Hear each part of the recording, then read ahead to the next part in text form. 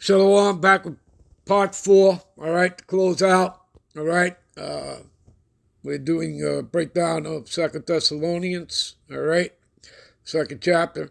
So again, let no man deceive you by any means. I gave you several precepts, all right. For that day shall not come except there come a falling away first. That happened in 70 AD under Titus, all right. Again, further proof of that, people, you could do something like go to Google. For many of you people, you don't read, especially your own history, all right?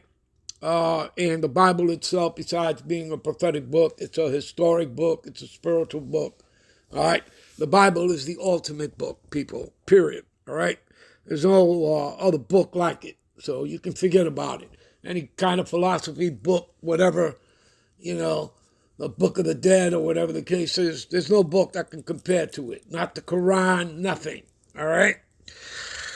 So let me show you something. Give me a minute. All right, this is Google. You see what it says here? Fall of Jerusalem. I put in a phrase, fall of Jerusalem, most commonly refers to the destruction of the city and its second temple by the Roman Empire in 70 CE, right? Okay?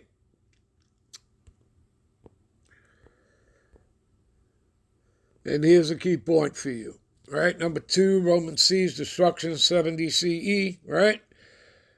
Roman forces led by Titus besieged Jerusalem, resulting in famine and the eventual collapse of the city's defenses, all right?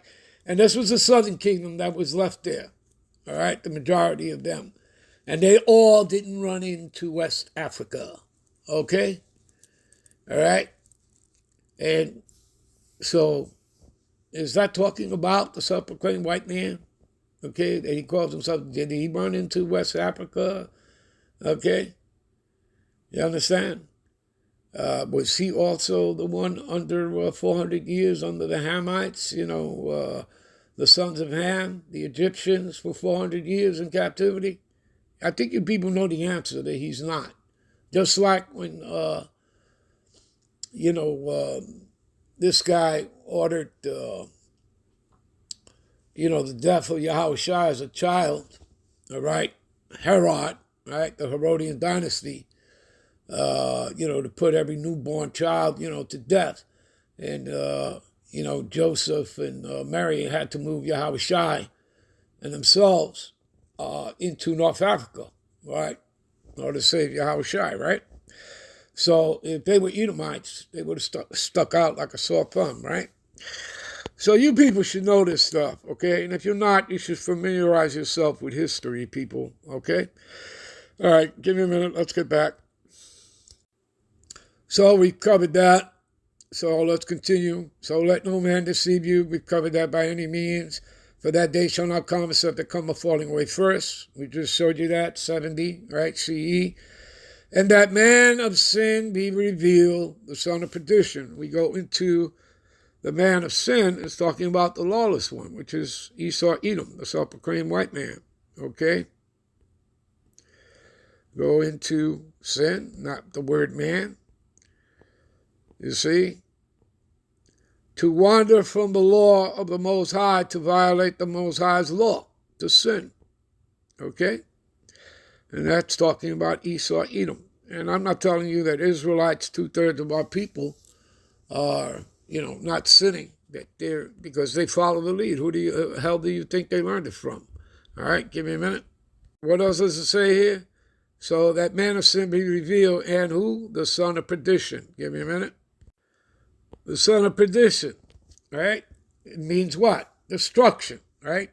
That's what he's about. That's what he brings, death and destruction. You go to Habakkuk, the 2nd chapter, and it tells you he is as death, okay? He's the harbinger of death, all right? You see? That's what he's all about, destruction. That's what the Lord created. He created him to be exactly who he is. The Lord maketh all things unto himself, even the wicked for the day of evil. That's Proverbs 16:4. You go to a precept, Job 21:30.